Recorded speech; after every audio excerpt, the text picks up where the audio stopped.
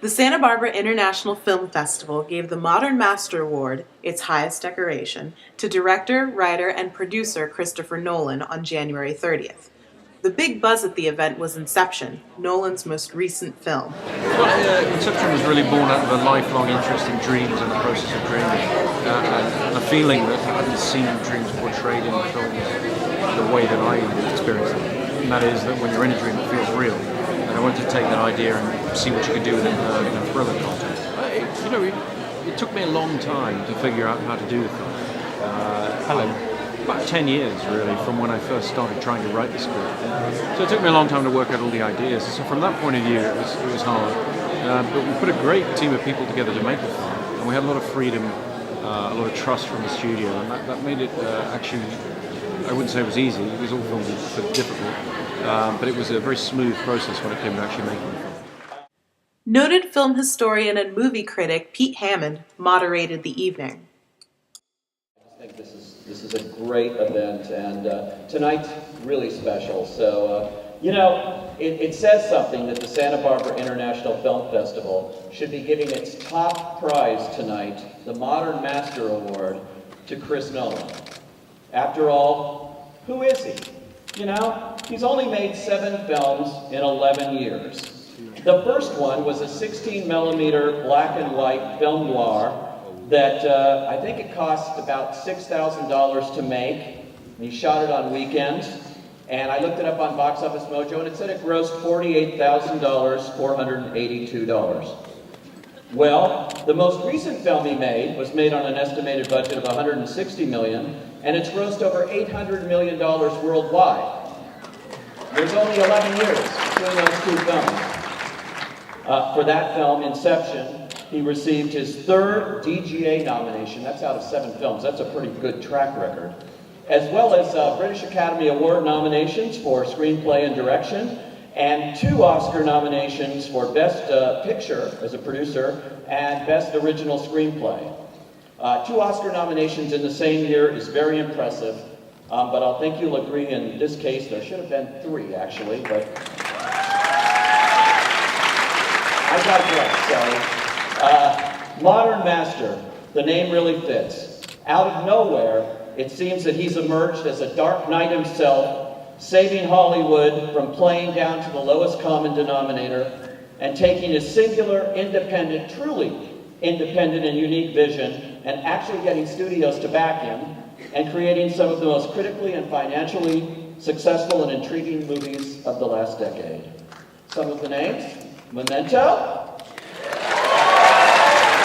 Insomnia, The Prestige,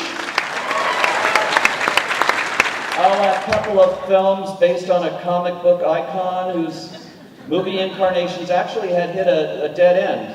But Batman not only was reinvented, it was forever redefined by Christopher Nolan, and it made history.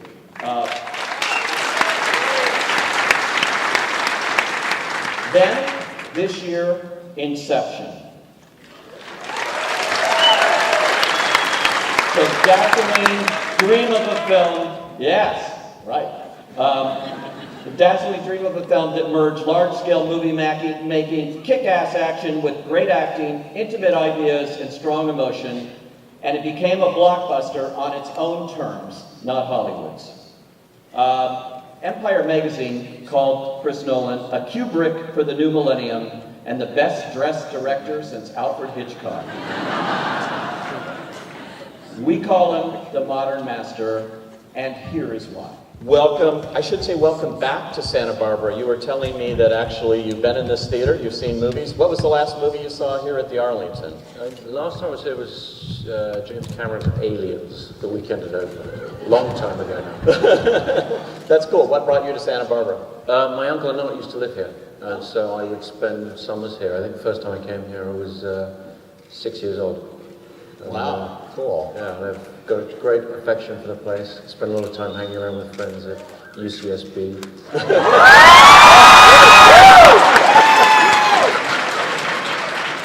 It's cool to see a theater like this, particularly for a lot of the kinds of films that you've made recently. You know, you want to see them on a big screen in an environment like this, I think. Yeah, definitely. I mean, I was just thrilled to see that this place is still here and still still functioning the way it should be. I wish there were more theatres like this all over the world. Really.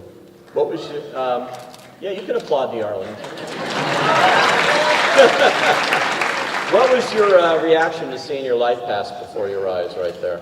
A little strange, yeah, especially when they sort of cut the things I keep repeating in films. It makes me connections that it's interesting to see somebody cut together bits from your films, because you're seeing them make connections that you weren't consciously making when you made the different films.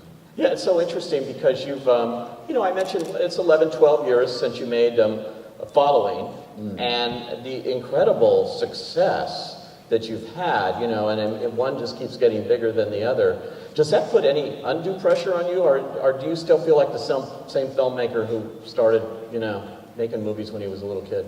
Well, I think, I mean, in all honesty, for me the process has really kind of stayed the same, and what I've tried to always do is just concentrate on what's going to be in the frame, what's going to be on screen, and that stops you thinking about and seeing all of the, you know, the trucks and the massive crew and how those things have changed, because they've changed in all kinds of extraordinary ways, you know, in the last 11 years. But really, my job boils down to thinking about what the shot is, what the next shot is going to be, what the shot was before that, and how that continuity, you know, advances the story. Now you're half English and half American. How does that work? Quite well. No, my father was English and my mother's American, so I spent time in both places, but mostly England, although my brother's out here somewhere sounding very American if he's talking right now. And he went to school more in America than I did. But no, our family's always been back and forth. Did you always want to do this? I mean, you started making movies. Can you tell the story about how you actually started your first time with a film camera here? Yeah, my dad had a Super 8 camera that he let me borrow. He let me and my brother borrow, and we would make sort of films using Lego at first, and then after Star Wars came out, we started making science fiction epics, imaginatively entitled Space Wars. We'd use, you know, the different toys from the films and that kind of thing, do stop motion animation and all that. And I just sort of always did that and carried on doing it.